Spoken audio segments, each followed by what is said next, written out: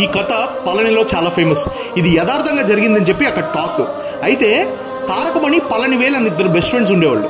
పళనివేల్ కుమారస్వామి వరప్రసాదం అని చెప్పి వాళ్ళ ఇంట్లో వాళ్ళు అతనికి ఆ పేరు పెట్టారు.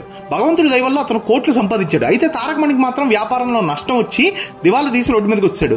అయితే పళనివేల్ అతని ఆస్తిలో కొంత భాగాన్ని ఖర్చు పెట్టి తారకమణి వ్యాపారాన్ని మళ్ళీ నిలబెట్టాడు. ఈ రుణాన్ని ఎలా తీర్చుకోగలను అని చెప్పి తారకమణి అడిగితే, లేదు ఇది రుణం కాదు, నువ్వు ప్రతి సంవత్సరం నీకు వచ్చిన కొంత డబ్బులో నీ వ్యాపారంలో పళని సుబ్రహ్మణ్య స్వామి టెంపుల్కి ఖర్చు పెట్టు అని చెప్పి అతను ఫారెన్ వెళ్ళిపోయాడు అనమాట.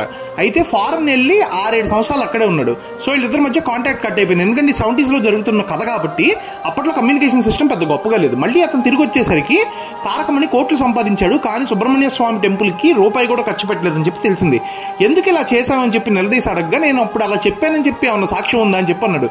ఇతను దిగాలుగా వచ్చి ఒక అరుగు మీద కూర్చొని ఉంటే పళనివేలు, మురుగన్ అనే అతను వచ్చి, ఏంటి బాబు ఏంటి అలా డల్గా ఉన్నావు, నన్ను గుర్తుపట్టావా అని అంటే, నువ్వు పూల కొట్టాడు కదా అక్కడ అని చెప్పి అన్నాడు. అయితే అవును ఏంటంటే ఇతను విషయం మొత్తం చెప్పాడు, ఇలా మోసం చేశాడు అని.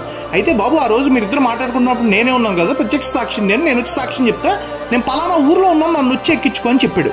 అయితే టక్ అని చెప్పి నిద్రల నుంచి లేచాడు అనమాట పళనివేలు. అప్పుడు అర్థమైంది ఇదంతా కళ అని చెప్పి. నిజంగా అప్పుడు మురుగన్ దగ్గరికి వెళ్తే ఆ ఊర్లో నిజంగా ఉన్నాడు అతను తీసుకొని కోర్టుకి వెళ్ళాడు, సాక్ష్యం చెప్పించాడు, కేసు గెలిచాడు.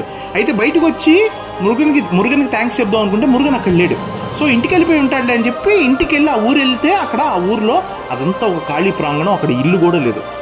అయితే పళనిలో ఉన్న జనాలు నమ్మేది ఏంటంటే, సాక్షాత్తు పళని సుబ్రహ్మణ్య స్వామి మురుగన్ రూపంలో వచ్చి అక్కడ సాక్ష్యం చెప్పాడని చెప్పి నమ్ముతారు. సుబ్రహ్మణ్య స్వామి చాలా పవర్ఫుల్. ఎవరు నమ్మినా నమ్మకపోయినా సుబ్రహ్మణ్య స్వామి చాలా